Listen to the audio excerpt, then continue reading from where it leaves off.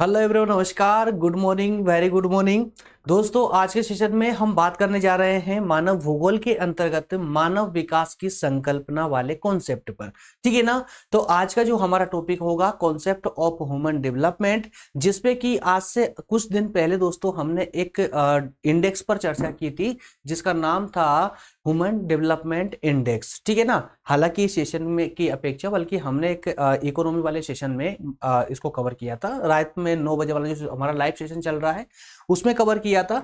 तो एक हल्की फुल्की चर्चा इसमें भी देखने को मिलेगी, लेकिन जो हमारा मुख्य रूप से अर्थात कि जियोग्राफी के दृष्टिकोण से जो हमारा जो मेन कॉन्सेप्ट है कि मानव विकास की संकल्पना को लेकर के कौन कौन से तथ्यों को इसमें संग्रहित किया गया है जियोग्राफी के दृष्टिकोण से, हम उस पर विशेष रूप से चर्चा करेंगे अपने सिलेबस के अकॉर्डिंग। क्लियर है। तो आइए दोस्तों शुरू करते हैं अपने आज के सेशन को। अच्छा, आगे बढ़ूं उससे पहले मैं आप लोगों को फिर से एक बार और रिमाइंड करवा दूं कि दोस्तों हमारी फिलहाल जो अभी लाइव क्लासेस चल रही है वो इवनिंग में 6 बजे और रात में 9 बजे लाइव क्लासेस चल रही है। मॉर्निंग में ये सुबह 7 बजे से मैं डेली अब आपको ये 7 बजे ही सेशन मिलेगा, पर डे 7 बजे मिलेगा, जिसे मैं प्रीमियर करके ये सेशन आपको प्रोवाइड करूंगा। इसमें क्या होता है दोस्तों, इसमें लाइव चैटिंग आप कर सकते हैं, है ना, जिसके माध्यम से मैं चैटिंग के माध्यम से ही या कमेंट के माध्यम से आपको रिप्लाई करता रहूंगा। क्लियर है। और अगर आप लाइव क्लास अटेंड करना चाहते हैं तो इवनिंग में और रात में 9 बजे आप class free of cost attend कर सकते हैं। कोई शुल्क, कोई चार्जेस नहीं होगा। इसके अलावा बीए फर्स्ट ईयर में हिंदी साहित्य का सेशन भी चल रहा है दोस्तों, जिसमें हम बात कर रहे हैं अभी समथिंग की अभी फर्स्ट यूनिट ही चल रहा है।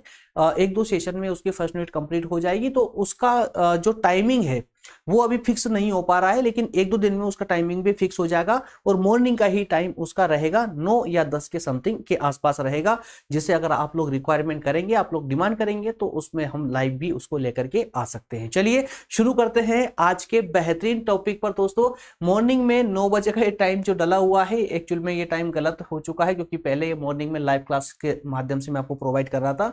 अब ये क्लासेस प्रीमियर क्लासेस के रूप में आपको डेली मॉर्निंग में 7 बजे मिला करेगी। क्लियर है। चलिए, तो 21 लेक्चर अभी तक हमारे इस सीरीज के अंतर्गत हो चुके हैं।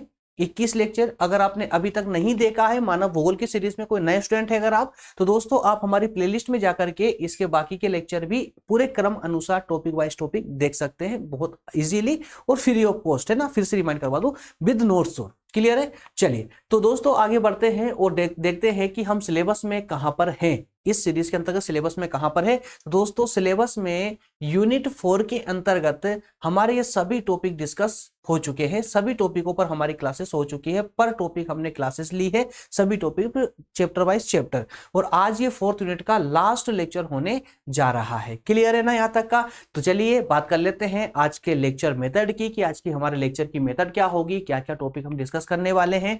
तो हमारे आज के इस विकास सूचकांक के, माफ कीजिएगा, विकास की संकल्पना के अंतर्गत, मानव विकास की संकल्पना के अंतर्गत हमें इन 3 बिंदुओं का विशेष रूप से चर्चा करनी है। 3 बिंदु कौन कौन से हैं। मानव विकास का मापन, कि इसके अंतर्गत मानव विकास को कैसे मापा जाता है, पहले इसको देखेंगे। उसके बाद हम देखेंगे कि ऐसे कौन से 4 स्तंभ है जिस पर मानव विकास पूरी तरह से आधारित है, उन 4 स्तंभों को पूरे विस्तार से समझने का प्रयास करेंगे। उसके बाद में अर्थात कि लास्ट वाले बिंदु के रूप में हम देखेंगे मानव विकास के उपागम। तो ये उपागम क्या होते हैं, कितने उपागमों की इसमें चर्चा की गई है, इन सब पर पूरे विस्तार से हम बात करने वाले हैं। क्लियर है दोस्तों। तो आइए शुरू करते हैं, एक एक करके इनको क्लियरिफाई करते हैं, इनका पोस्टमार्टम जरा करते हैं, ताकि एकदम व्यवहारिक रूप से हम इसको समझते हुए चले। एक बात एडिशनली दोस्तों, अगर आप देखिए, ध्यान दीजिएगा, सिर्फ कंटेंट पर मत जाइएगा। इसके हमेशा मैं जो भी सब्जेक्ट पढ़ाता हूं, जब भी क्लासेस लेता हूं, तो आपको हमेशा बार बार रिपीट करवाता हूं कि मैं हमेशा आपको 2 पक्ष प्रोवाइड करता हूं, एक व्यवहारिक पक्ष और एक थ्योरेटिकल पक्ष। तो व्यवहारिक पक्ष का देने का मेरा उद्देश्य ये होता है कि मैं आपको जो टॉपिक होता है, टॉपिक का एक व्यवहारिक ज्ञान देने का प्रयास करता हूं, व्यवहारिक रूप से आपको समझाने का प्रयास करता हूं, ताकि आपके मस्तिष्क में टॉपिक का जो व्यवहारिक जो अर्थ होता है वो आपके मस्तिष्क में प्रवेश कर जाए। अगर आप इसे व्यवहारिक रूप से समझ जाते हैं तो थ्योरेटिकल इसकी एक्सप्लेनेशन करना आपके लिए मुश्किल नहीं होगा। और आपको एग्जाम में लिखना कैसे होता है, उसके लिए मैं आपको ये सभी प्रकार के जो कंटेंट होते हैं, कंटेंट प्रोवाइड करता हूं। ठीक है ना। तो आप पहले इसको समझना सीखिए, पहले समझिए व्यवहारिक रूप से, अपने जीवन में उसको उतार करके व्यवहारिक रूप से समझने का प्रयास करें।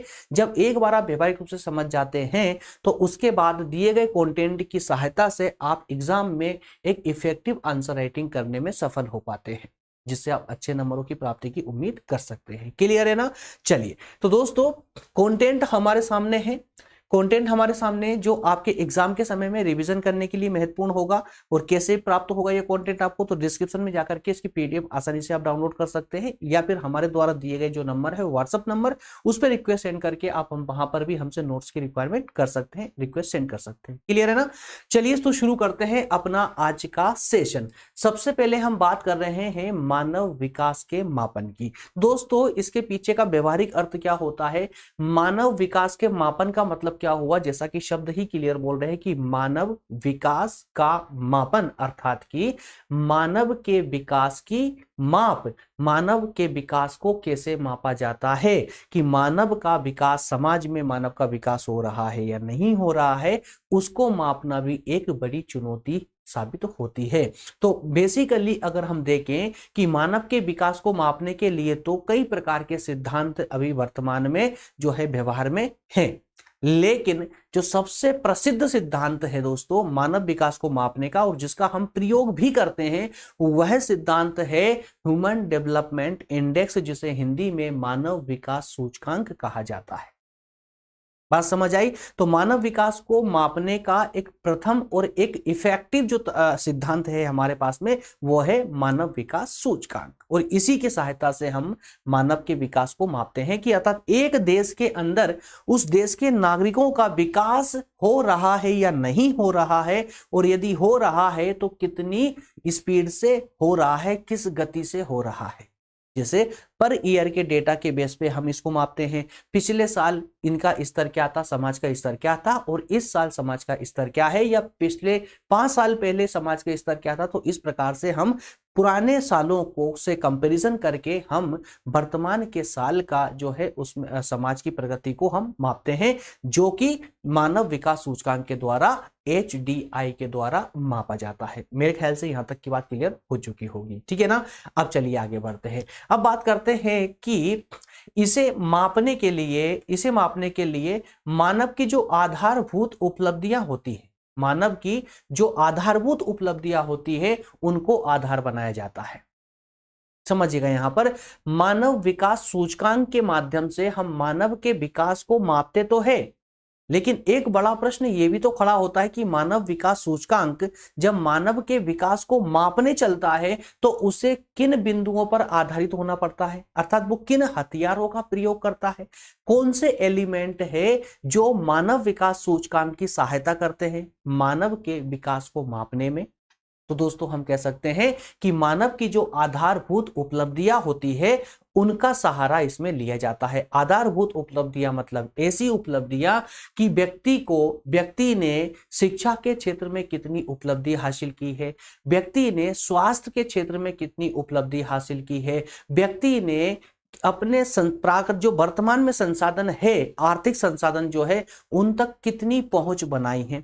क्या अब इसमें देखा जाता है क्या शिक्षा के क्षेत्र में, स्वास्थ्य के क्षेत्र में और संसाधनों के क्षेत्र में कहीं असमानता तो व्याप्त नहीं है? समझिएगा, यहां पर कहीं असमानता तो व्याप्त नहीं है। देखा जाता यह है कि पिछले वर्ष शिक्षा, कितने लोगों को शिक्षा प्रदान की जा रही थी, कितने प्रतिशत लोगों को शिक्षा प्रदान की जा रही थी, और इस वर्ष का प्रतिशत क्या है।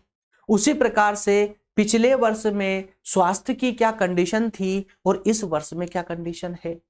इसी प्रकार से मानव संसाधन जो होते हैं, जिनका प्रयोग करके व्यक्ति अपनी उन्नति को प्राप्त करता है, उन संसाधनों का वितरण सरकार के द्वारा किस प्रकार से किया जा रहा है, पहले से ज्यादा किया गया या कम किया गया। ये सारी कहानी जो होती है, इसी के आधार पर ही मानव विकास सूचकांक काम करता है और उसी के आधार पर अपनी रिपोर्ट जारी करता है। और ये मानव विकास सूचकांक की रिपोर्ट जो है दोस्तों, यूनाइटेड नेशंस है ना डेवलपमेंट प्रोग्राम के द्वारा इसको इश्यू किया जाता है। इसी की सहायता से ये रिपोर्ट है ना UN के द्वारा ही ये रिपोर्ट प्रस्तुत की जाती है प्रतिवर्ष। और ये जो सूचकांक होता है मानव विकास सूचकांक, ये एक स्केल पर काम करता है, अर्थात कि एक स्केल होती है जिसके माध्यम से ये मापता है। तो इस स्केल जो होती है इसकी, ये 0 से 1 के बीच में होती है, 0 से 1 के बीच में होती है।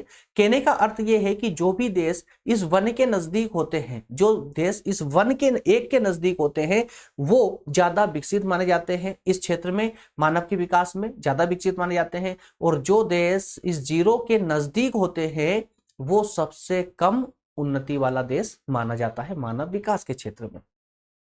क्या बात क्लियर हो पाई मेरी? ऐसी क्लियर है ना? तो 0 से 1 के बीच के स्कोर पर आधारित होता है जो एक देश मानव विकास के महत्वपूर्ण सूचकों में अपने रिकॉर्ड को प्राप्त करता है। अर्थात ये कि कुछ महत्वपूर्ण सूचक है जिनके माध्यम से मानव विकास को मापना और आसान हो जाता है। तो कौन कौन से सूचक है दोस्तों? उसमें प्रथम की अगर हम बात करें तो सबसे प्रथम और सबसे इंपॉर्टेंट होता है स्वास्थ्य। तो किसी देश में जिस प्रकार का स्वास्थ्य का जो स्तर होगा, स्वास्थ्य का स्तर हम कैसे मापेंगे? जीवन प्रत्याशा के साथ में। किसके साथ? जीवन प्रत्याशा के साथ में, कि जन्म के समय में जीवन प्रत्याशा क्या है। अर्थात ये कि कितने बच्चे जन्म लेते ही जो है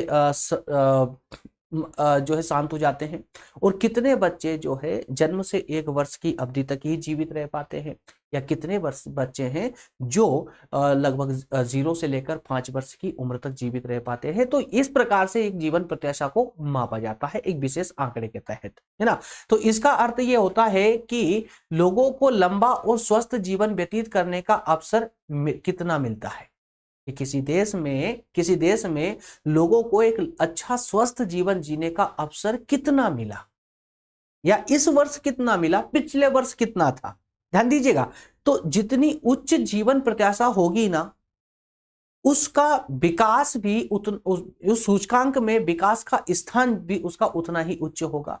फिर से रिपीट कर रहा हूं, मैं अपने शब्दों को दोहरा रहा हूं कि जिस देश की जीवन प्रत्याशा उच्च होती है, उस देश का उस स्केल पर, किसी स्केल पर, एसडीआई की स्केल पर उतना ही उच्च स्थान होगा, मानव विकास सूचकांक के स्थान पर उतना ही ऊंचा स्थान होगा। क्लियर है? इसी प्रकार से जो दूसरा इसका सूचक है, वो दूसरा सूचक और इंपॉर्टेंट सूचक है शिक्षा। और शिक्षा की अगर दोस्तों हम बात करें तो एक अनुपात के आधार पर इस शिक्षा को मापा जाता है। कौन से अनुपात की इसमें बात की जाती है? तो एक बात की जाती है प्रौढ़ साक्षरता दर की, एक तो प्रौढ़ साक्षरता दर की, और दूसरा है वहीं सकल नामांकन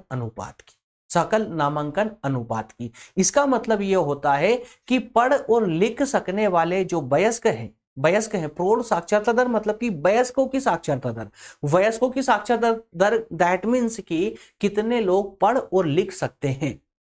ये दूसरा विद्यालय में कितने बच्चों का नामांकन हुआ है। ध्यान दीजिएगा, दो बातें हैं इसमें। एक है युवा, है ना, वयस्क लोग, जो कितने वयस्क लोग पढ़ और लिख सकते हैं, साथ में स्कूलों में कितने बच्चों का नामांकन हो चुका है। इन दोनों का अनुपात लिया जाता है, और जहां अनुपात में वृद्धि होती है, जिस देश में यह अनुपात ज्यादा होता है, उस देश का स्तर उस सूचकांक पर उतना ही उच्च होता है, विकास का स्तर उसका उतना ही उच्च होता है। क्या मेरी बात क्लियर हो पा रही है? चलिए तो आगे बढ़ते हैं। पॉइंट नंबर 3 है इसका संसाधनों तक पहुंच। बहुत इंपॉर्टेंट पहलू है ये भी, इसका संकेतक है किसका? मानव विकास का, जो कि ध्यान दीजिएगा एसडीआई के द्वारा, ह्यूमन डेवलपमेंट इंडेक्स के द्वारा इन्हीं 3 बिंदुओं को सर्वप्रथम लिया जाता है, स्वास्थ्य को, शिक्षा को और संसाधनों तक पहुंच को। संसाधनों का तक पहुंच का मतलब यह हुआ दोस्तों कि समाज की जो वर्ग है, जो लोग हैं, उनको संसाधनों तक कितनी पहुंच है उनकी, और है भी या नहीं है। अब ये संसाधनों तक पहुंच आसान करने के लिए कौन कदम उठाएगा? सरकार कदम उठाएगी। ठीक है ना। कैसे मापा जाता है भाई इसको? तो ध्यान दीजिएगा, संसाधनों तक पहुंच को क्रय शक्ति के संदर्भ में मापा जाता है। क्रय शक्ति के संदर्भ में कि कैसे पता करें कि किसी व्यक्ति की संसाधनों तक पहुंच है या नहीं है। अब ध्यान दीजिएगा, देखिए अगर हम भारत की बात करें दोस्तों, तो अभी से अगर 20 साल पहले की बात करें तो संभवतः आर्थिक स्थिति इतनी मजबूत हमारी उस समय नहीं हुआ करती थी, जो कि आज वर्तमान में है ना। क्यों है? इसके पीछे का कारण क्या है? तो कारण यह है कि आज से 20 साल पहले के जो व्यक्ति थे, उनकी संसाधनों तक पहुंच पर्याप्त पहुंच नहीं थी। लेकिन वर्तमान जो पीढ़ी है इसकी संसाधनों तक पर्याप्त पहुंच बन चुकी है। इसी कारण से आर्थिक रूप से आज की पीढ़ी सशक्त होने लगी है और हो चुकी है। क्लियर है? तो इसको मापने के लिए क्या किया जाता है? संसाधनों तक पहुंच को मापना है कि कितने लोगों की संसाधनों तक पहुंच है और कितनी पहुंच है।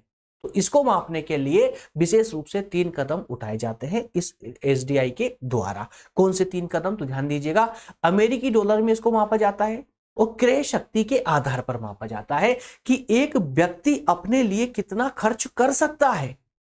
ध्यान दीजिएगा, एक व्यक्ति अपने लिए कितना खर्च कर सकता है, कितना खर्च कर रहा है। जैसे कि मैंने अभी एग्जांपल लिया आपसे भारत का ही 20 साल पहले का, तो 20 साल पहले भारत की स्थिति या भारत के लोगों की स्थिति ऐसी थी कि उनकी क्रय शक्ति बहुत ही कम थी, बहुत कम क्षमता थी उनकी क्रय करने की। वो अपने ही जीवन के लिए पर्याप्त जो आवश्यक सुविधाएं होती, आवश्यक साधन होते थे, उनका भी क्रय नहीं कर पाता था। ठीक है ना? जो कि क्रय शक्ति आज अच्छी खासी हो चुकी है, अच्छे खासे स्तर पर आ चुकी है। तो इसको मापने के लिए, सूचकांक निर्मित करने के लिए, सूचकांक बनाने के लिए प्रत्येक सूचक के लिए सबसे पहले न्यूनतम और अधिकतम मान निश्चित कर लिया जाता है। 3 विशेष रूप से सूचक यहां निर्धारित किए गए हैं जो मैं पहले भी बता चुका हूं। एक तो है आपका स्वास्थ्य वाला, स्वास्थ्य का स्तर था, एक स्वास्थ्य वाला स्तर था जिसमें हमने जीवन प्रत्याशा की बात की थी। ध्यान दीजिएगा, 1 नंबर में क्या बोला था हमने? स्वास्थ्य का। स्वास्थ्य का स्तर जितना उच्च, विकास सूचकांक में उसका स्थान उतना ही ऊंचा होगा। ध्यान दीजिएगा, है ना? तो यहां पर पहले में हमने लिया था स्वास्थ्य, जिसमें हमने जीवन प्रत्याशा की बात की थी। दूसरे में हमने शिक्षा को लिया था, जिसमें साक्षरता की बात की थी। तीसरे में हमने संसाधनों तक पहुंच की बात की थी, संसाधनों तक पहुंच की बात की थी। ठीक है ना? तो तीसरा प्रति व्यक्ति वास्तविक सकल घरेलू उत्पाद, प्रति व्यक्ति, तो ट्रिपल पी आपने कभी सुना होगा। तो अब इसमें मापा कैसे जाता है? देखिए, अब जो इंडेक्स बनता है, जो सूचकांक बनता है, वो कैसे बनता है? तो सूचकांक बनाने के लिए सबसे पहले क्या किया जाता है कि ये 3 आयाम लिए जाते हैं। ये तीनों आयाम कौन कौन से? स्वास्थ्य, शिक्षा और संसाधनों तक पहुंच। ये 3 जो है आयाम लिए जाते हैं। तीनों आयाम को पहले तो सेट कर दिया जाता है सबसे न्यूनतम स्तर पर और सबसे अधिकतम स्तर पर। ध्यान दीजिएगा, सबसे न्यूनतम स्तर और सबसे अधिकतम स्तर पर इसको सेट कर दिया जाता है। सेट करके, और देखिए किस प्रकार से, जैसे कि अगर हम स्वास्थ्य की बात करें तो जन्म के समय जीवन प्रत्याशा कितनी है? ध्यान दीजिएगा, जन्म के समय जीवन प्रत्याशा कितनी है कि जब एक बच्चा जन्म लेता है तो अधिकतम जीने वाले का अधिकतम जो सीमा है कितने रख ली हमने? 25 ईयर्स, 25 ईयर्स। और कम से कम जीने वालों की कितने रख ली? 8 वर्ष। ये 2 पैमाने सेट हो गए, एक सबसे उच्च और एक सबसे निम्न। उसी प्रकार से शिक्षा वाले क्षेत्र में साक्षरता दर की हम बात करें तो 0% सबसे निम्न दर, निम्न स्तर, और 100%, 100% सबसे उच्च दर। ठीक है ना? सबसे उच्च मान, दोनों सेट हो गए। उसी प्रकार से प्रति व्यक्ति वास्तविक घरेलू सकल घरेलू उत्पाद, मतलब कि ट्रिपल पी, क्या सेट कर दिया हमने? 0 अमेरिकी डॉलर प्रति व्यक्ति आए, 0 अमेरिकी डॉलर, और अधिकतम मान जो है वो 40,000 अमेरिकी डॉलर। ये तीनों स्तर पर 3 मान हमने सेट कर दिए हैं। अब इसमें क्या होता है कि इसमें इन तीनों क्रम को लिया जाता है, वो तीनों क्रम को 1/3 से अनुमानित किया जाता है, अर्थात 1/3 के आधार पर निकाला जाता है। जन्म स्तर, जीवन प्रत्याशा के अंतर्गत जो भी डेटा आता है उसको 1/3 से डिवाइड किया जाता है। ध्यान दीजिएगा, उसी प्रकार से साक्षरता दर का जो डेटा आएगा उसको भी 1/3 से डिवाइड किया जाएगा। इसी प्रकार से प्रति व्यक्ति आय का जो डेटा आता है उसे भी 1/3 से डिवाइड किया जाएगा। और इसके बाद भी इनका जो भी हमको प्राप्त होता है, इसका जो भी हमें प्राप्त होगा, इन सभी को हम जोड़ देंगे, इन तीनों को हम जोड़ देंगे, और इन तीनों के योग से हमें जो भी कंटेंट प्राप्त होगा, जो भी संख्या प्राप्त होगी, वही हमारी वास्तविक सूचकांक के अंक होंगे। अब शब्दों को रिपीट कर रहा हूं मैं। इसमें प्रत्येक आयाम को 1/3 भारिता दी जाती है। मानव विकास सूचकांक इन सभी आयामों को दिए गए भारों का कुल योग होता है। इन तीनों स्तर का, स्वास्थ्य का, शिक्षा का और संसाधनों तक पहुंच अर्थात की आय का जो भी कंटेंट 1/3 करने के बाद प्राप्त होता है, उन तीनों का योग होता है, अर्थात तीनों को जोड़ देने के बाद हमें प्राप्त होता है। मेरे ख्याल से यह बात आपको कंप्लीटली समझ आई होगी कि हम मानव विकास को कैसे मापते हैं। क्लियर है ना? तीनों बिंदुओं को आपको विशेष रूप से याद रखना है। क्लियर? अब चलिए बात करते हैं हम इसके सेकंड बिंदु पर, मानव विकास के 4 स्तंभों पर, कि जिस प्रकार से एक महल, एक बिल्डिंग, एक मकान 4 स्तंभों पर खड़ा होता है या कुछ स्तंभों पर खड़ा होता है, उसी प्रकार से मानव का विकास भी जो है कुछ स्तंभों का सहारा लिए खड़ा होता है और उन्हीं स्तंभों के दम पर ही वो तीव्र विकास करता है या फिर नीचे गड्ढे में चला जाता है। और ऐसे 4 स्तंभों की बात यहाँ पर की गई है। तो जिस प्रकार इमारत स्तंभों का सहारा होता है ना, स्तंभों का सहारा लेती है, उसी प्रकार मानव विकास का विचार भी जो है 4 स्तंभों पर टिका हुआ है। और 4 स्तंभ कौन कौन से इसके? समता, सतत पोषणीयता, उत्पादकता और सशक्तिकरण। इनका अर्थ आप यही समझ ले, है ना, आगे हालांकि एक्सप्लेन करने वाला हूं। समता का मतलब होता है समानता, बिना किसी प्रकार के भेदभाव के पर्याप्त या उपलब्ध संसाधनों तक प्रत्येक व्यक्ति की पहुंच होनी चाहिए। फिर से रिपीट कर रहा हूं, फिर से अपने शब्दों को दोहरा रहा हूं मैं। बिना किसी भेदभाव के प्रत्येक व्यक्ति को आधारभूत संसाधनों तक पहुंच होनी चाहिए, जिससे वो अपने जीवन का विकास कर सके। क्लियर है? उसी प्रकार से सतत पोषणीयता का मतलब होता है, सतत पोषणीयता का मतलब होता है कि जिन संसाधनों का हम प्रयोग कर रहे हैं, उन संसाधनों का हम इस प्रकार से प्रयोग करें, इस प्रकार से प्रयोग करें कि वो आने वाली पीढ़ी के लिए भी सुरक्षित बचे रहे। अर्थात ये कि सतत पोषणीयता अर्थात कि संसाधनों का हम उचित रूप से इनका प्रयोग करें। क्लियर? उसी प्रकार से जब हम उत्पादकता की बात करते हैं, उत्पादकता का मतलब ये होता है, ध्यान से सुनिएगा, उत्पादकता का मतलब होता है कि व्यक्ति की क्षमता कितनी है काम करने की और वो कितना काम कर रहा है। व्यक्ति की क्षमता कितनी है और कितना काम कर रहा है। तो व्यक्ति की क्षमता को अगर आप बढ़ा दोगे तो काम अपने आप बढ़ जाएगा। ध्यान दीजिएगा, अगर हमारे पास जो श्रमिक है काम करने वाले, अगर हम श्रमिकों को ट्रेंड कर दे तो क्या होगा? उससे हमारा प्रोडक्शन अपने आप बढ़ जाएगा। मतलब बिना किसी खर्च किए सिर्फ हमने क्या किया? कर्मचारियों की योग्यता को बढ़ा दिया, कर्मचारी योग्य हुए, प्रोडक्शन बिना खर्च के अपने आप बढ़ गया। और चौथा जो स्तंभ है जिस पर मानव विकास टिका हुआ है वो है सशक्तिकरण। उस सशक्तिकरण की जब भी बात आती है तो हम अमर्त्य सेन को, भारतीय अर्थशास्त्री श्री अमर्त्य सेन को नहीं भूल सकते। क्यों? क्योंकि उन्होंने इसी सशक्तिकरण पर सिद्धांत दिया था, अपना क्षमता का सिद्धांत। कल वाले सेशन में हमने आई थिंक की बात भी की थी इस पर, याद होगा आपको शायद, है ना। तो क्षमता का जो सिद्धांत दिया है उन्होंने, कि उसमें बताया है कि हम किस प्रकार से अपने मतलब कि मानव संसाधनों को सक्षम बना सकते हैं, जिसके आधार पर कि सरकार उनकी सहायता करने के लिए मजबूर नहीं रहेगी, वो स्वयं अपना विकास कर लेंगे, वो स्वयं से अपनी सहायता कर सकते हैं यदि हम उनको सशक्त कर दे, सक्षम बना के। तो इन्हीं 4 आधार स्तंभों पर हम यहां पर चर्चा करने वाले हैं विस्तार से, जो कि एकदम सामान्य अर्थों में दोस्तों इस प्रकार से लिखे गए हैं जिन्हें आप बहुत आसानी के साथ में, कोई भी स्कूल वाला बच्चा इनको आसानी से समझ ले जाए। जैसे कि सबसे पहला बिंदु समता की मैंने बात की है, तो प्रत्येक व्यक्ति को उपलब्ध संसाधनों का या उपलब्ध जो अवसर होते हैं उन तक पहुंचने की समान रूप से बिना किसी भेदभाव के व्यवस्था होनी चाहिए। फिर से रिपीट कर रहा हूं, प्रत्येक व्यक्ति को उपलब्ध अवसरों तक पहुंच का बिना भेदभाव के अवसर मिलना चाहिए।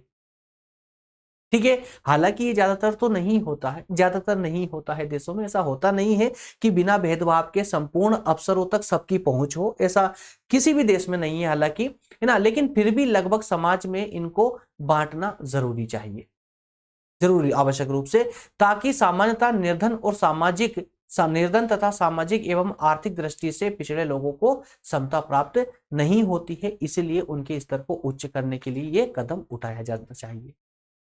दूसरा स्तंभ है इसका सतत पोषणीयता। सतत पोषणीयता या सतत विकास। सतत पोषणीयता का मतलब होता है कि अवसरों की उपलब्धि में निरंतरता, कि जो संसाधन या जो अवसर जनता को प्राप्त हो रहे हैं उनमें निरंतरता बनी रहे। ऐसा ना हो कि कुछ समय के लिए ये अवसर प्राप्त हो और आगे चलकर ये अवसर गायब हो जाए, जिससे जनता वंचित हो जाए और परेशान हो जाए। ठीक है, ऐसा नहीं होना चाहिए, बल्कि ये अवसर सतत और निरंतर रूप से उनको प्राप्त होते रहने चाहिए। और साथ ही साथ में आने वाली पीढ़ी का भी हमें ध्यान रखना है। ऐसा नहीं है कि इन अवसर जो अवसर हमें प्राप्त हुए उनका पूरी तरह शोषण कर ले, आने वाली पीढ़ी के लिए हम कुछ भी बचा कर ना रखे, ये नहीं होना चाहिए। हम जब हम सतत विकास की बात करते हैं या सतत पोषणीयता की बात करते हैं तो उसमें आने वाली पीढ़ी के लिए संरक्षण आवश्यक रूप से उसमें सम्मिलित होता है, अर्थात कि आने वाली पीढ़ी को समान अवसर प्राप्त होने चाहिए। जितने अवसर हमको प्राप्त हो रहे हैं आने वाली पीढ़ी को भी उसी प्रकार से अवसर प्राप्त हो, इसकी व्यवस्था भी हमको ही करनी होगी सतत पोषणीयता के अंतर्गत। क्या बात क्लियर हुई? इसी के साथ में जो इसका तीसरा स्तंभ है वो है उत्पादकता, जो मैंने आपको एकदम शॉर्ट में समझाया कि व्यक्ति कितना सक्षम है, अर्थात कि व्यक्ति की कार्य करने की क्षमता और व्यक्ति के द्वारा किया गया कार्य, इन दोनों का अनुपात लिया जाता है इसके अंदर। अब अगर हम चाहते हैं कि उत्पादकता बढ़ाए तो हमें व्यक्ति की क्षमता बढ़ानी पड़ेगी। या तो आप नंबर ऑफ लेबर्स बढ़ाइए। नंबर ऑफ लेबर बढ़ाएंगे तो क्या होगा, वहां पर इन्वेस्टमेंट जो ज्यादा होगा, खर्च बढ़ेगा। लेकिन अगर हम खर्च नहीं बढ़ाना चाहते तो जो लेबर हमारे पास में है उसी की क्वालिटी बढ़ा दीजिए, उसी की क्षमताएं बढ़ा दीजिए, क्षमताओं का निर्माण हो जाएगा तो वो अपने आप ज्यादा प्रोडक्शन देगा। क्लियर है? तो इस प्रकार उनके ज्ञान को बढ़ाने के आपका प्रयास जो है, उन्हें बेहतर चिकित्सा सुविधाएं उपलब्ध कराने से उनकी कार्य क्षमता और बेहतर हो जाती है। क्लियर है? ज्ञान, किसी का ज्ञान कैसे बढ़ाएंगे? शिक्षित करके उनको, या फिर उनको बेहतर स्वास्थ्य की सुविधाएं देकर, या बेहतर अवसर प्रदान करके। वो सिर्फ प्रोडक्शन नहीं बढ़ेगा बल्कि व्यक्ति की क्षमता बढ़ने से व्यक्ति आत्मनिर्भर बनेगा, उसकी प्रति व्यक्ति आय में भी बढ़ोतरी होगी। क्लियर है ना? इसी प्रकार से जो चौथा हमारा स्तंभ है, समाज का जो चौथा स्तंभ है वो है सशक्तिकरण। और जैसा कि मैंने आपको कहा था कि जब भी हम सशक्तिकरण की बात करते हैं तो भारतीय अर्थशास्त्री किसको, अमर्त्य सेन को हम नहीं भूल सकते। अपने विकल्प चुनने के लिए शक्ति प्राप्त करने की क्रिया को ही हम सशक्तिकरण कहते हैं। मतलब कि व्यक्ति को इतना सक्षम बनाना कि वो अपना अवसर स्वयं से ढूंढ सके, वो अपने लिए विकल्प चुन सके, इतना क्षमतावान वो हो, इतना योग्य बन जाए, इतना कुशल बन जाए, उसी को हम सशक्तिकरण कहते हैं। मतलब कि प्रत्येक व्यक्ति को सशक्त बना दे। यह शक्ति बढ़ती हुई स्वतंत्रता तथा क्षमता से आती है। तो ये सशक्तिकरण कहां से आएगा? जब तक हम जनता को स्वतंत्र नहीं कर देते, जनता को पर्याप्त स्वतंत्रता नहीं दे देते, तब तक आई थिंक ये शक्ति बढ़ने वाली नहीं है। तो इस शक्ति को अगर बढ़ाना है तो सरकार को जनता को अधिकतम स्वतंत्रता देनी होगी। लोगों को सशक्त करने के लिए सुशासन एवं कानूनमुखी नीतियों की आवश्यकता होती है। मतलब कि सरकारों को ऐसी नीतियां लानी चाहिए, अर्थात कि एक ऐसा सुशासन लेकर आना चाहिए और उस सुशासन के अंतर्गत ऐसी नीतियां लेकर आना चाहिए जो सर्व कल्याण के दृष्टिकोण से लाई गई हो। सामाजिक एवं आर्थिक दृष्टि से पिछड़े हुए समूहों के सशक्तिकरण का विशेष ध्यान रखा जाना चाहिए। जो आर्थिक रूप से विभिन्न क्षेत्रों में आर्थिक रूप से या सामाजिक रूप से अन्य किसी क्षेत्र में पिछड़े हुए हैं, उनके सशक्तिकरण की विशेष व्यवस्था की जानी चाहिए। क्लियर है दोस्तों? चलिए आगे बढ़ते हैं। इसी प्रकार से इसका तीसरा जो बिंदु है वो है मानव विकास के उपागम। अगर हम उपागम की बात करें तो इस प्रकार के 4 उपागमों की चर्चा की गई है। इसके अंतर्गत 4 उपागम कौन कौन से हैं? आय उपागम, कल्याण उपागम, आधारभूत आवश्यकता का उपागम और क्षमता उपागम। मानव विकास के 4 एलिमेंट है। कौन कौन से 4 एलिमेंट है? आय, कल्याण, आवश्यकता और क्षमता। आइए जरा इन उपागमों को जरा थोड़ा सा हम डिटेल में समझने का प्रयास करते हैं। सबसे पहला है आय उपागम। यह मानव विकास के सबसे पुराने उपागमों में से एक है। क्या? आय का मतलब ये कि अगर हम चाहते हैं कि मानव का विकास हो तो सबसे पहले क्या होना चाहिए? उसकी आय में बढ़ोतरी होनी चाहिए, आय में वृद्धि होना चाहिए। अगर आय में वृद्धि होती है तो व्यक्ति का विकास अपने आप हो जाएगा। तो यह सबसे पुराना सिद्धांत है जो सबसे पहले दिया गया था मानव के विकास के क्षेत्र में। इसमें मानव विकास को आय के साथ जोड़कर देखा जाता है। इसमें मानव के विकास को आय के साथ जोड़कर मानव विकास को आय के साथ जोड़कर देखा जाता है। क्लियर है? एक सेकेंड।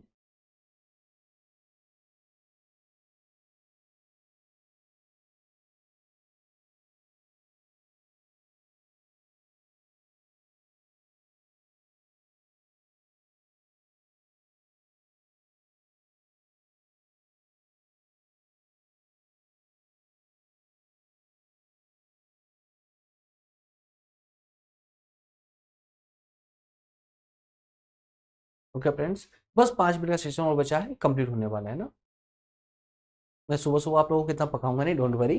ठीक है, इसलिए इतनी ज्यादा एकदम लेंथ पे बात नहीं कर रहे हैं हम, जैसे कि लाइव क्लास में होती है तो इतना बात नहीं करेंगे। जल्दी से स्पीड से लेकिन समझते हुए, ऐसा नहीं है कि स्पीड के चक्कर में हम कंटेंट को स्किप कर दें और वो छूट जाए ना। तो आय उपागम की जब हम बात करते हैं तो ये मानव विकास के सबसे पुराने उपागमों में से एक है। इसमें मानव विकास को आय के साथ जोड़ा जाता है, आय के साथ जोड़कर देखा जाता है। मतलब सिंपल सी बात है कि ये उपागम, जैसा कि इसका नाम है आय उपागम, आय तो मानव की आय कितनी है इस पर विशेष फोकस किया जाता है इसके अंतर्गत। आय का स्तर किसी व्यक्ति के द्वारा, आय का स्तर क्या बताएगा, आय का स्तर क्या देखिए, जिसकी इनकम ज्यादा होगी, जिसकी आय ज्यादा होगी, उसका जीवन स्तर उच्च स्तर का होगा, और जिसकी आय बहुत कम होगी उसका जीवन स्तर कैसा होगा, निम्न स्तर का होगा। तो आय का स्तर, आय का उपागम यही तो बताता है हमको।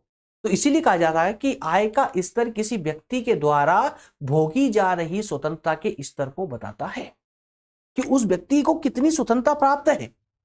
अगर पर्याप्त रूप से स्वतंत्र होगा तो उसकी आय, हकीकत में वो अपनी आय बहुत उच्च कर लेगा। और अगर उसको स्वतंत्रता प्राप्त नहीं है, वो फिर चाहे स्वतंत्रता सरकार की हो, चाहे फिर वो समाज का दबाव हो या क्षेत्रीय दबाव हो, किसी प्रकार का दबाव हो, लेकिन जब व्यक्ति पूरी तरह स्वतंत्र होता है तो वो अपनी आय के स्तर में बढ़ोतरी कर ही लेता है। आय का स्तर ऊंचा होने पर मानव विकास का स्तर भी ऊंचा हो जाता है। क्लियर है? तो एक उपागम तो हमारा ये है। दूसरे उपागम की अगर बात करें तो कल्याण उपागम की भी इसके अंतर्गत इसको शामिल किया गया है, कल्याण उपागम को। यह उपागम शिक्षा, स्वास्थ्य, देखिए कल्याण मतलब व्यक्ति कल्याण कैसे हो सकता है, जब व्यक्ति को जो उसकी आधारभूत आवश्यकता है उसे पर्याप्त रूप से प्रदान की गई हो। और आधारभूत आवश्यकता में क्या होता है, शिक्षा, स्वास्थ्य, वो रोटी कपड़ा मकान वाली स्थिति अब समाप्त हो चुकी है वर्तमान में। वर्तमान में अगर हम बात करें आधारभूत आवश्यकताओं की, तो अब आधारभूत आवश्यकता है भाई शिक्षा है, स्वास्थ्य है, सामाजिक सुरक्षा है, सुख साधनों पर है ना उच्चतर सरकारी व्यय का तर्क। ठीक है ना, तो क्या क्या है, सुख, सामाजिक सुरक्षा, स्वास्थ्य और शिक्षा। तो ऐसे कुछ ये हमारे आधारभूत उपागम है या आधारभूत आवश्यकताएं होती है। ठीक है, तो ये आधारभूत आवश्यकताएं बढ़े, इसके लिए सरकार को उच्च स्तर पर इनकी ओर ध्यान देने की आवश्यकता है, अर्थात कि इन क्षेत्रों में सरकार को खर्च करने की आवश्यकता है। तो कल्याण उपागम, जो कल्याण उपागम है, ये यही तर्क देता है कि सरकार इन विशेष क्षेत्रों पर विशेष खर्च करे, विशेष है ना व्यय करे, जिससे लोगों का जीवन स्तर उच्च हो। लोग विकास में प्रतिभागी नहीं है किंतु वे निष्क्रिय प्राप्त करता है। ये सिद्धांत क्या मानता है कि लोग क्या है, विकास में प्रतिभागी नहीं है। ऐसे लोग जो विकास में प्रतिभागी नहीं है, विकास में साथ नहीं खड़े हुए हैं, निष्क्रिय प्राप्त करता है, तो ऐसे लोगों का कल्याण करना सर्वप्रथम लक्ष्य होना चाहिए किसी भी सरकार का, ताकि वो निष्क्रियता से निकल करके विकास के क्रम में हमारे कदम से कदम मिला करके हमारे साथ चल सके। और जब ये निष्क्रिय जनता, जिसको सरकार सब्सिडी दे करके या फ्री में आर्थिक संसाधन उपलब्ध करवा करके उनको जिंदा रखने का काम कर रही है, उन्हें अगर ये सक्षम बनाए, उन्हें अगर शिक्षा पहुंचाए, स्वास्थ्य दे, सामाजिक सुरक्षा दे, वो सुख की अनुभूति करवाए, तो संभवतः जो निष्क्रिय जनता है, जो आज सरकार के भरोसे जी रही है, वो भी कहीं ना कहीं एक सशक्त जनसंख्या में शामिल हो सकती है, जो देश के विकास में सहायक होते हैं। सरकार कल्याण पर अधिकतम व्यय करके मानव के स्तरों में वृद्धि के लिए जिम्मेदार है, अर्थात कि सरकार को करना भी चाहिए और करती भी है, निश्चित रूप से करती भी है। इसी तरह से अगर तीसरे बिंदु की हम बात करें, तीसरे आयाम की बात करें, तो वो है आधारभूत आवश्यकता उपागम। आधारभूत आवश्यकता उपागम, इस उपागम को मूल रूप से अंतरराष्ट्रीय श्रम संगठन इंटरनेशनल लेबर ऑर्गेनाइजेशन ने प्रस्तावित किया था। कौन सो आधारभूत आवश्यकता उपागम को। तो जो ये आधारभूत आवश्यकता उपागम है, इंटरनेशनल लेबर ऑर्गेनाइजेशन ने इसको जो है प्रस्तावित किया था, और इसको प्रस्तावित करते वक्त इसने 6 ऐसे आवश्यकताओं को बताया था। कितनी? 6 आवश्यकताओं को बताया था, जो जनता को, प्रत्येक देश की जनता को आवश्यक रूप से प्राप्त होनी चाहिए, तभी कहीं जाकर के वो एक अपने सही दिशा में कदम आगे बढ़ा सकता है। 6 उपागम है, कौन कौन से? स्वास्थ्य, शिक्षा, भोजन, जल आपूर्ति, स्वच्छता और आवास। अर्थात कि स्वास्थ्य की सुविधाएं उसको प्राप्त हो, शिक्षा का अच्छा स्तर उसको प्राप्त हो, एक मतलब एक क्वालिटी वाली शिक्षा उसको प्राप्त हो, एक उच्च स्तर की शिक्षा उसको मिले। उसके अलावा एक अच्छा भोजन उसे मिले, ठीक है, जिससे कुपोषण से बचे वो, एक शुद्ध जल की पहुंच उस तक हो, और स्वच्छता और आवास। ये सब जो है इसकी 6 आधारभूत आवश्यकताओं में गिनी जाती है। इसमें मानव विकल्पों के प्रति जो प्रश्न है उसकी उपेक्षा की गई है। मतलब ये कि इन 6 आवश्यकताएं बताई है, इनका कोई विकल्प नहीं है। अगर सरकार सोचे या कोई और सोचे कि इनकी अपेक्षा हम कुछ और इनको प्रोवाइड कर दें, तो वो गलत है। मतलब कोई प्रश्न नहीं है, विकल्प का कोई प्रश्न नहीं है। है ना, और परिभाषित वर्गों की मूलभूत आवश्यकताओं की व्यवस्था पर ही इसमें जोर दिया गया है, कि जो ये 6 मूलभूत आवश्यकता है, इन पर विशेष जोर दिया गया है। इसी प्रकार से अंतिम बिंदु है क्षमता उपागम। क्या है? क्षमता उपागम। तो इस उपागम का संबंध प्रोफेसर अमर्त्य सेन से लिया जाता है। प्रोफेसर अमर्त्य सेन से लिया जाता, भारतीय अर्थशास्त्री प्रोफेसर अमर्त्य सेन से क्षमता उपागम का संबंध लिया जाता है। संसाधनों तक पहुंच के क्षेत्रों में मानव क्षमताओं का निर्माण बढ़ते मानव विकास की कुंजी है। कहने का अर्थ यह है कि मानव को क्षमतावान बनाइए, वो अपना विकास स्वयं कर ले जाएगा। इस प्रकार से हमारा आज का सेशन भी दोस्तों होता है कंप्लीट। अगले सेशन में, अर्थात कि कल से फिर मॉर्निंग में 7 बजे हम डिस्कस करने वाले हैं लेक्चर नंबर 22 के अंतर्गत मानव अधिवास वाले कॉन्सेप्ट पर। इसी प्रकार दोस्तों सेशन अब डेली आपको प्रीमियर लाइव ही मिलेगा, मॉर्निंग में 7 बजे डेली। क्लियर है ना? और अगर आप लाइव अटेंड करना चाहते हैं तो आपको पता ही होना चाहिए कि इवनिंग में 6 बजे और रात में 9 बजे फिलहाल हमारे लाइव सेशन चल रहे हैं, जिन्हें आप अटेंड करके अपने डाउट क्लियर वहां पर भी कर सकते हैं। इसके अलावा मॉर्निंग में 9 बजे भी हमारा लाइव सेशन आने की संभावनाएं अधिकतम बनती जा रही है। देखते हैं फिर क्या होता है, 1-2 दिन का इसमें और समय लगेगा। तो दोस्तों मिलते हैं नेक्स्ट सेशन में, मिलते हैं अगले सेशन में। और जो भी नए स्टूडेंट हैं वो जान ले कि यदि आप हमारे साथ निरंतर रूप से पढ़ना चाहते हैं, हमारे सभी लेक्चर और नोट्स का लाभ प्राप्त करना चाहते हैं, तो आपको टेलीग्राम ग्रुप पर आना पड़ेगा। टेलीग्राम को ओपन करें, वहां पर टाइप करें लोधाजी क्लासेस, आपको ग्रुप मिल जाएगा। उस ग्रुप को ज्वाइन कर ले। नहीं कर पा रहे सर्च, कोई दिक्कत नहीं है, डिस्क्रिप्शन में जाइए, डिस्क्रिप्शन में जाकर के व्हाट्सएप और टेलीग्राम दोनों ग्रुप की लिंक दी गई है, जिसे आप आसानी से ज्वाइन कर सकते हैं। इसके अलावा ये भी नहीं कर पा रहे हैं, इट्स ओके, कोई बात नहीं। इस नंबर को सेव कीजिए अपने मोबाइल में, ये नंबर हमारे खुद के हैं और ये सिर्फ व्हाट्सएप के लिए आपको प्रोवाइड किए जा रहे हैं, जहां पर आप अपने डाउट लिख करके हमें सेंड कर सकते हैं। अगर आपको किसी प्रकार की जो हमने पढ़ाया है, जो अभी तक क्लासेस ली है, उनसे संबंधित कोई नोट्स की आवश्यकता है, तो वो नोट्स हम आपको यहाँ पर बल्क में सेंड कर देते हैं, फ्री ऑफ कॉस्ट, बिना कोई चार्ज लिए। इसके अलावा लेक्चर नहीं मिल पा रहे हैं, कोई सब्जेक्ट की कंप्लीट लेक्चर चाहिए, तो उसकी लिंक भी आपको इस नंबर के माध्यम से भी मिल जाएगी। इतनी सारी सुविधाएं आपको प्रोवाइड कर रखी है। दोस्तों सभी सुविधाओं का लाभ उठाएं और अपनी शिक्षा को बेहतर बनाएं, यही आप लोगों से उम्मीद है। थैंक यू दोस्तों, मिलेंगे नेक्स्ट सेशन में। तब तक आप सभी का जो है दिन शुभ हो, समय शुभ रहे, स्वस्थ रहें आप लोग, और अच्छे से स्टडी को थोड़ा सा समय दें और अच्छे से फोकस करें। थैंक यू दोस्तों, थैंक यू सो मच।